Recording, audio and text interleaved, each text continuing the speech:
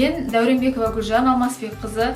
Қазіргі таңда Сарыағаш ауданы Алғабас ауылына қарасты номері 48-ші Ильяс Жансүгіров атындағы жалпы орта мектебінің математика пәні мұғалімі болып жұмыс жасаймын. Мен осы дипломмен ауылға бағдарламасы бойынша ауылға жұмысқа орналастым және осы жастар ресурстық орталығынан осы бағдарлама бойынша маған түсініктеме бергеннен кейін осы ауданға қарасты экономика және қаржы бөліміне құжаттарымды тапсырып, осы бағдарлама бойынша мүмкіндіктерді қолданып жатырмын. Осындай мемлекеттік бағдарламаны маған ұсынып кеңес жасаған үшін жастар ресурстық орталығына үлкен алғысымды айтамын.